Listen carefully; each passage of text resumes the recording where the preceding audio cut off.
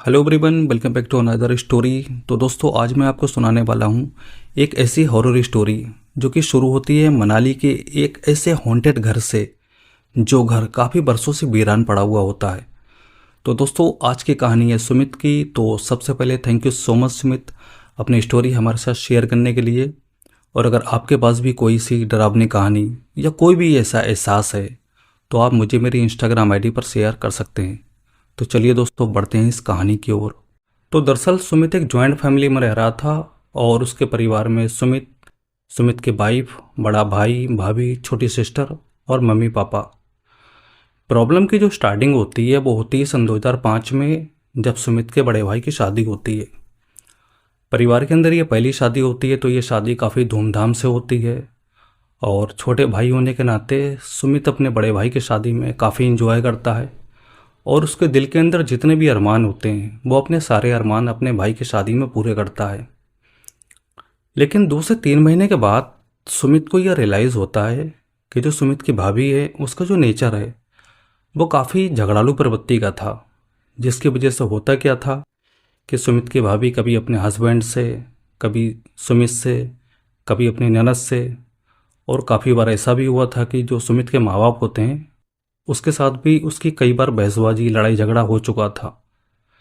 अब जैसे जैसे करके वक्त निकलता है और आ जाता है सन 2006, यानी कि शादी होती है सन 2005 में और अब आ चुका था सन 2006।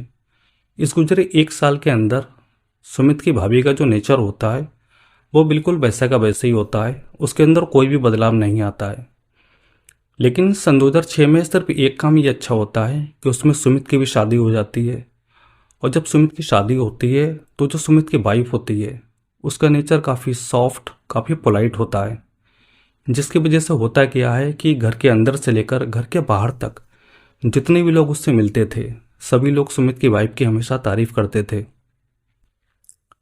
जब सब कुछ ये सुमित की भाभी देखती है तो उसको अंदर से काफ़ी जलन होती है, काफ़ी ईर्ष्या होती है। तो वो क्या करती है कि एक तरह से सुमित की वाइफ के साथ रिवेंज लेना शुरू कर देती है। बात बात पे उसको नीचा दिखाना, बात बात में उसको ताना मारना। और सबसे ज़्यादा ताना वो मारती थी उसको उसकी गरीबी का, क्योंकि यहाँ पर सीन कुछ ऐसा होता है कि सुमित की भाभी जो होती है वो काफ़ी रिच फैमिली से होती है और सुमित की वाइफ जो होती है वो एक लोअर मिडिल क्लास से होती है। तो वो बार बार उसको उसकी गरीबी का ताना मारती थी हमेशा। अब धीरे धीरे करके सुमित की शादी को भी करीब 6 महीने हो जाते हैं, लेकिन इस 6 महीने में सुमित की भाभी ने सुमित की वाइफ का एक तरह से जीना हराम करके रखा हुआ था।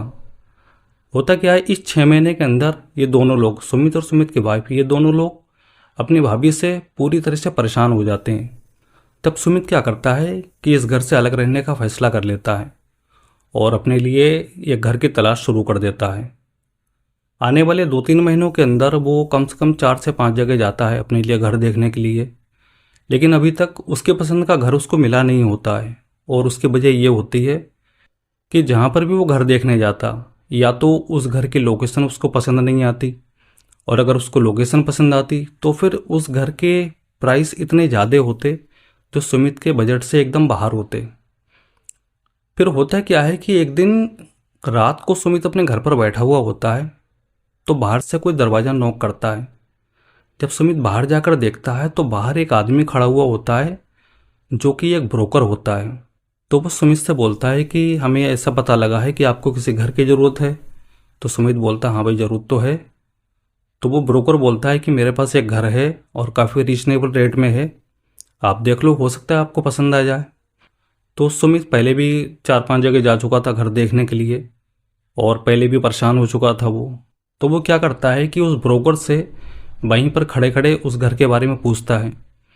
तो वो ब्रोकर जो लोकेशन बताता है वो लोकेशन तो सुमित को काफ़ी पसंद होती है, लेकिन वो जो रेट बताता है वो रेट सुनकर सुमित एकदम चौंक जाता है, क्योंकि उस एरिया के हिसाब से वो जो रेट बताता है वो रेट लगभग 50% कम होते हैं। तो सुमित को लगा शायद उसने ठीक से सुना नहीं। तो सुमित क्या करता है, उससे दोबारा से पूछता है, लेकिन वो ब्रोकर उसको दोबारा से 50% रेट कम ही बताता है। अब सुमित को कुछ समझ नहीं आ रहा था कि ये पता नहीं मेरे साथ कोई मजाक कर रहा है। जब सुमित इतने कम रेट सुनता है तो उसके मन में लालच आ जाता है। जबकि हर किसी को एक बात पता है कि लालच बुरी बला। तो सुमित उस ब्रोकर से बोलता है, ठीक है मुझे घर की ज़रूरत है और आप मुझे घर दिखा दो। तो ब्रोकर बोलता है, ठीक है आप कल मॉर्निंग में आ जाइए और मैं आपको घर दिखाने ले चलूँगा। लेकिन सुमित को इतनी जल्दी होती है तो सुमित क्या बोलता है ब्रोकर से कि मुझे उस घर को अभी देखना है। और आप में से जितने भी लोग पहाड़ी एरिया में रहते हैं, आप लोगों को एक बात बहुत अच्छे से पता होगी कि पहाड़ी एरिया में रात के 8-9 बजे के आसपास बिल्कुल सन्नाटा हो जाता है। लेकिन सुमित को इतनी जल्दी होती है, वो उसी वक्त ब्रोकर के साथ जाता है घर देखने के लिए। जिस लोकेशन पर वो घर होता है, वो घर सुमित को काफ़ी पसंद आता है, क्योंकि नीचे वाले फ्लोर पर 2 रूम होते हैं और टेरेस पे 1 रूम होता है। और उस घर के आसपास में काफ़ी बड़ा एक गार्डन होता है और एक बड़ा सा लॉन होता है, जो कि उसी घर की प्रॉपर्टी होती है। तो सुमित को वो घर काफ़ी पसंद आता है। तो सुमित क्या करता है कि अगले दिन अपनी वाइफ को लेकर जाता है और अपनी वाइफ को वो घर दिखाता है। तो सुमित की वाइफ को भी वो घर काफ़ी पसंद आता है। उसके बाद सुमित क्या करता है कि उस घर के मालिक से मिलता है और आने वाले 7 दिन के अंदर सुमित पैसों का इंतजाम करके उस घर का पूरा पेमेंट कर देता है। उसके बाद सुमित क्या करता है कि 5-6 मजदूर भेजता है उस घर पे, उस घर की साफ़ सफाई और डेंटिंग पेंटिंग पुताई रंगाई पुताई करने के लिए। तो वो जो मज़दूर होते हैं कम से कम 8 से लेकर 10 दिन के अंदर उस घर को एकदम कंप्लीट कर देते हैं। जब ये घर पूरा कंप्लीट हो जाता है तब सुमित क्या करता है कि एक डीसीएम बुक करता है और अपना जितना भी सामान होता है वो सारा जाकर उस घर में जाकर सेट कर देता है।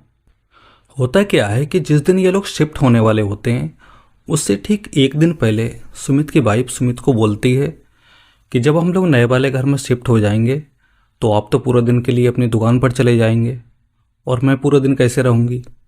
ना तो मैं वहाँ पर किसी को जानती हूँ और ना कोई मुझे वहाँ पर जानता है। तो सुमित सोच में पड़ जाता है। तो सुमित की वाइफ बोलती है कि क्यों ना मैं अपने छोटे भाई राहुल को कुछ दिनों के लिए अपने साथ वहाँ पर ले चलूँ और जब वहाँ पर मेरी जान पहचान हो जाएगी तो राहुल को वापस घर पर भेज देंगे। तो सुमित को ये आइडिया बहुत अच्छा लगता है और सुमित राहुल को लेकर अपने घर पर आ जाता है। और राहुल की उम्र उस वक्त लगभग 14 से 15 साल की होती है।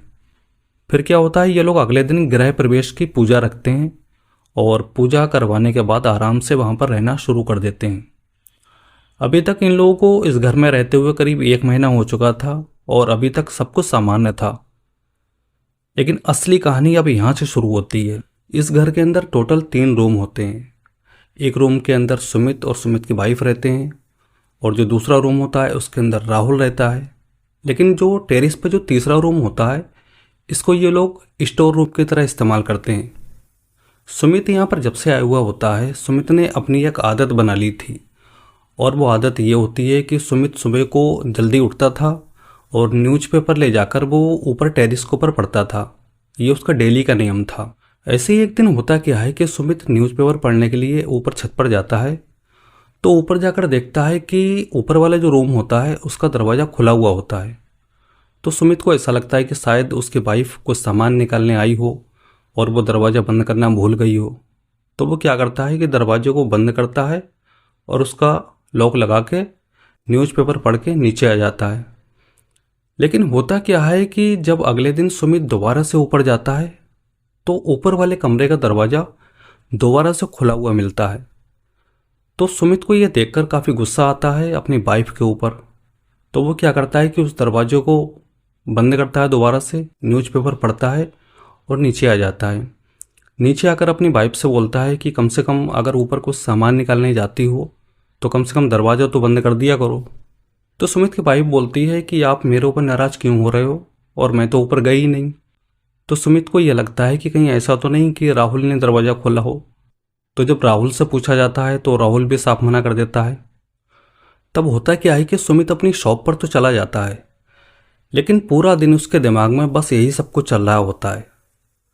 परिवार के अंदर किसी ने दरवाज़ा खोला नहीं, बाहर से कोई आ नहीं सकता और कोई जंगली जानवर भी उसको खोल नहीं सकता था। तो फिर 2 दिन से लगातार दरवाज़ा खुला होना यह कोई इत्तेफाक तो नहीं हो सकता था। तब सुमित को ऐसा लगता है कि कहीं ऐसा तो नहीं कोई घर के अंदर भूतिया एक्टिविटी हो रही हो। लेकिन अपने इस ख्याल को वो तुरंत झटक देता है क्योंकि उसको ये लगता है 21वीं सदी में ये चीज़ें पॉसिबल ही नहीं है। फिर सुमित क्या करता है कि शाम को अपने घर पर जाता है और परिवार के साथ अपना टाइम स्पेंड करता है, और फिर उसके बाद सभी लोग अपने अपने कमरे में सोने चले जाते हैं। लेकिन सुमित को आज बिल्कुल भी नींद नहीं आ रही होती है, और वो पूरा दिन जो सोच रहा था अभी भी वो उसके दिमाग में वही सब चल रहा था।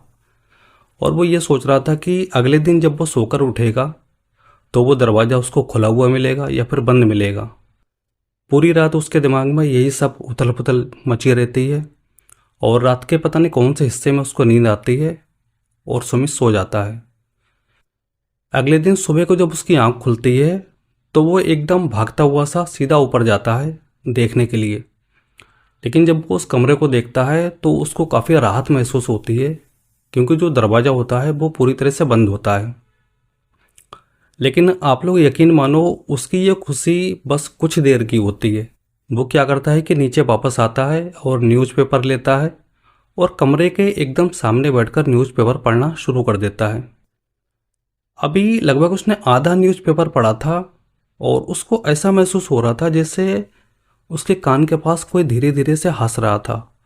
मतलब उसको समझ में नहीं आ रहा था कि ये आवाज़ कहाँ से आ रही है। कभी उसको ऐसा लगता है कि ये आवाज़ उसके कमरे के अंदर से आ रही है, और कभी उसको ऐसा लगता है कि ये आवाज़ कहीं बाहर से आ रही है। मतलब वो कुछ समझ नहीं पा रहा था। तो वो क्या करता है कि कमरे की तरफ आगे बढ़ता है और उसका लॉक खोल के दरवाज़ा पूरा खोल देता है। लेकिन जब वो अंदर का मंजर देखता है तो उसकी सांसें बहुत ज़ोर ज़ोर से चलने लगती हैं, क्योंकि कमरे के अंदर का जितना सामान होता है वो पूरा बिखरा हुआ पड़ा हुआ होता है पूरे घर में। मतलब सामान देखकर ऐसा लग रहा था जैसे कि इस सामान के साथ किसी ने अपनी दुश्मनी निकाली हो। सुमित इतना घबरा जाता है कि जल्दी से कमरे से बाहर भाग के आता है और उस दरवाजे को बंद करता है, उसको लॉक लगाता है और सीधा भागता हुआ नीचे जाता है कमरे में। तो जब वो अपने कमरे में वो एंटर करता है तो उसका जो पैर होता है वो सीधा बेड में जाके लगता है, जिसकी वजह से होता क्या है कि जो सुमित की वाइफ होती है उसकी आँख खुल जाती है। और जब सुमित की वाइफ सुमित को देखती है तो वो पूछती है, अरे आपको क्या हो गया? क्योंकि सुमित की बहुत ज़ोर ज़ोर से सांसें चल रही होती हैं और उसके पूरे चेहरे पे एकदम पसीना आया हुआ होता है। तो सुमित क्या करता है, उसने जो भी ऊपर देखा हुआ होता है वो सभी कुछ अपनी वाइफ को बता देता है। और जब ये सब कुछ वाइफ को पता लगता है तो उसके चेहरे का भी रंग एकदम सफ़ेद पड़ जाता है, क्योंकि वो लोग करते क्या है कि अपनी पूरी जमा पूंजी लगाकर इस घर को खरीदते हैं। और अब एक बात तो एकदम स्पष्ट हो चुकी थी कि ये काम ना तो किसी इंसान का है और ना ही किसी जानवर का, और इस घर के अंदर कुछ तो ऐसा है जो इन लोगों को महसूस तो हो रहा था लेकिन दिखाई नहीं दे रहा था। उसके बाद क्या होता है कि ये सभी लोग ऊपर जाना बिल्कुल टोटल बंद कर देते हैं। तो सुमित की जो वाइफ होती है वो सुमित से पूछती है कि अब हम लोग आगे क्या करने वाले हैं। तो सुमित बोलता है कि तुम टेंशन मत लो और ऊपर जाना बिल्कुल बंद कर दो, और मैं किसी पंडित जी को बुलाकर लाता हूँ और अपने घर में दोबारा से पूजा करवाते हैं और उम्मीद करते हैं सब कुछ ठीक हो जाएगा। तब सुमित क्या करता है कि पंडित जी के पास जाता है और पंडित जी को जो भी कुछ हुआ था वो सभी कुछ बताता है। लेकिन प्रॉब्लम ये थी कि पंडित जी के पास बिल्कुल भी टाइम नहीं होता है, और वो सुमित से ये बोल देते हैं कि हम आपको कुछ सामान लिख कर दे रहे हैं, आप ये सामान मंगवा कर अपने घर पर रख लो, और 3 से 4 दिन के अंदर मुझे जिस दिन भी वक्त मिलेगा मैं आपके घर पे आ जाऊंगा।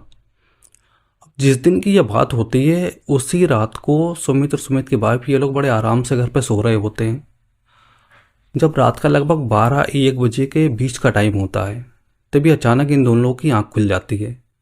और आंख खुलने की वजह ये होती है कि छत के ऊपर इनको ऐसा महसूस होता है जैसे 4-5 लोग एक साथ इधर से उधर भाग दौड़ कर रहे हैं। ये दोनों लोग इतना डर जाते हैं कि इनको पूरा पसीना पसीना आ जाता है। लेकिन अभी तक अच्छी बात यह होती है कि जो कुछ भी हो रहा था वो ऊपर टेरेस पर हो रहा था, और अभी तक ग्राउंड फ्लोर पर ऐसा कुछ भी महसूस नहीं हुआ होता है। लेकिन ये गलतफहमी भी इन दोनों की बहुत जल्दी दूर होने वाली होती है। अब इसमें हो ये रहा था कि इन लोगों का दिन तो बड़े चैन सुकून में गुजर जाता था, लेकिन जैसे ही शाम का अंधेरा गहराता था घर के अंदर बड़ी अजीबोगरीब घटनाएं शुरू हो जाती हैं। कभी छत के ऊपर कोई दौड़ लगाता, कभी ऐसा लगता कमरे के अंदर कोई सामान फेंक रहा है, और कभी ऐसा लगता कि ऊपर छत पर कोई जोर जोर से हंस रहा है। और तभी ऐसी एक रात की बात होती है कि सुमित और सुमित की वाइफ ये दोनों लोग बड़े आराम से सोए हुए होते हैं। तभी अचानक से एकदम ज़ोर ज़ोर से राहुल की चीखने की आवाज़ आने लगती है। ये दोनों लोग इतने डर जाते हैं, इतने घबरा जाते हैं, इतने तेज़ी के साथ अपने कमरे से बाहर निकलते हैं और राहुल के कमरे के सामने पहुंचते हैं। लेकिन कमरे के सामने पहुंचकर इनको एकदम शौक लगता है, क्योंकि राहुल का जो दरवाज़ा होता है वो बाहर से लॉक होता है। ये सेम वही पैटर्न होता है जो ऊपर वाले रूम में हुआ था। ये लोग क्या करते हैं कि उस लॉक को खोलते हैं और जैसे ही दरवाज़ा खोलते हैं राहुल इतनी तेज़ी से कमरे से बाहर आता है और अपनी दीदी के साथ चिपटकर एकदम ज़ोर से रोने लगता है। तभी दोनों लोग क्या करते हैं कि राहुल को अपने कमरे में लेकर आते हैं और उससे पूछते हैं कि क्या हुआ था अंदर। तो राहुल बताता है कि मैं तो बहुत ही गहरी नींद में सो रहा था, लेकिन मुझे लगा मैं कोई सपना देख रहा हूँ और उस सपने के अंदर मुझे ऐसा लग रहा था जैसे कि कोई मेरा पैरों को कोई सहला रहा है धीरे धीरे। लेकिन धीरे धीरे जब मेरी आँख खुलती है तो मुझे ऐसा महसूस होता है कि यह कोई सपना नहीं, मुझे ऐसा लगने लगा था जैसे कोई सच में मेरे साथ हो रहा है। और जब राहुल अपनी आँख खोलकर देखता है तो वो देखता है उसके पैरों के पास एक औरत बैठी हुई होती है जिसकी शक्ल बहुत ही भयानक होती है। और ये देखकर राहुल इतनी ज़ोर से डर जाता है। उसके बाद ये लोग क्या करते हैं कि राहुल को भी अपने कमरे में अपने साथ ही सुलाना शुरू कर देते हैं। अभी 2 से 3 दिन निकलते हैं तो एक दिन होता क्या है कि सुबह सुबह पंडित जी आ जाते हैं। जब पंडित जी आते हैं तो वो सुमित से उस सामान के लिए पूछते हैं जो सामान पंडित जी ने बताया था। उसके बाद पंडित जी क्या करते हैं कि पूरे घर में कम से कम 2 घंटे तक पूजा पाठ करते हैं।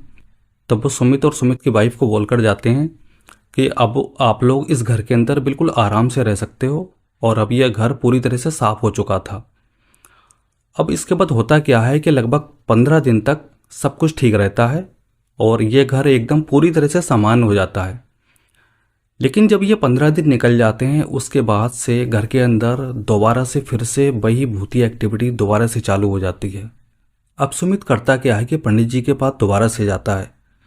तो पंडित जी ये बोलते हैं कि इस बार हमें 5 घंटे का यज्ञ करना पड़ेगा, वो भी ऊपर वाले टेरिस वाले रूम के अंदर। तो पंडित जी क्या करते हैं, एक बड़ी सी लिस्ट देते हैं सामान की और सुमित से बोलते हैं कि आप ये सामान मंगवा कर रख लो और कल हम शाम को आएंगे और अनुष्ठान जो हमारा होगा वो शाम से शुरू होगा। सुमित क्या करता है, मार्केट जाता है और वहाँ से पूरा सामान लाकर घर पे रख देता है। और आज की यह जो रात होने वाली थी ये इस परिवार के लिए बहुत ही भयानक रात होने वाली थी, क्योंकि जो घटनाएं कभी ऊपर हुआ करती थीं अब वो धीरे से राहुल के कमरे तक पहुंचती हैं। उसके बाद होता क्या है कि ये लोग उस रात को सोए हुए होते हैं कमरे के अंदर। तब इनको ऐसा महसूस होता है कि जो दौड़ने की आवाज़ें छत के ऊपर से आ रही थीं अब वो दौड़ने की आवाज़ें इनके जस्ट एकदम कमरे के बाहर गैलरी जो होती है उसमें दौड़ने की आवाज़ें आ रही थीं। अब इन लोग की आँख खुल जाती है और ये लोग काफ़ी डर जाते हैं। ये दोनों लोग आपस में इतना चिपट जाते हैं डर के मारे, पूरा पसीना आ रहा था, दिल इनका बहुत तेज तेज से धाड़ धाड़ एकदम हो रहा था। और ये आवाज़ सुनकर राहुल की भी आँख खुल जाती है।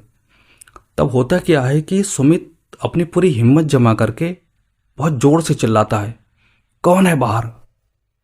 उसके बाद होता है क्या है कि बाहर एकदम सन्नाटा छा जाता है, बस दूर से कहीं पर झींगुर की आवाज़ें आ रही थीं।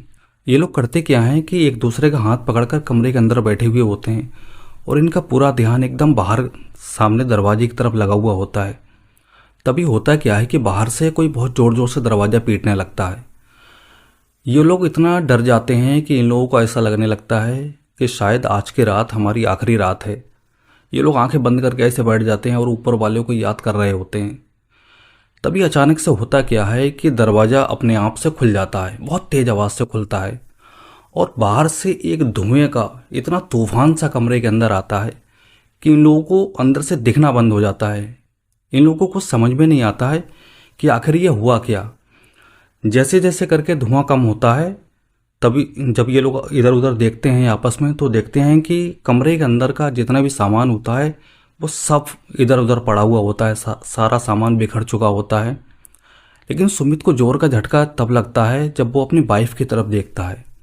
सुमित की जो वाइफ होती है वो अपने हाथों से अपना गला दबा रही होती है और उसके गले से बहुत ज़ोर ज़ोर की आवाज़ निकल रही होती है। तो सुमित क्या करता है कि उसके दोनों हाथों को पकड़कर उसको हाथ हटाने की कोशिश करता है, वो काफ़ी कोशिश करता है लेकिन उसके हाथ वो हटा नहीं पाता है। तब उसका ध्यान जाता है कि उसकी अलमारी के ऊपर एक किताब रखी हुई होती है।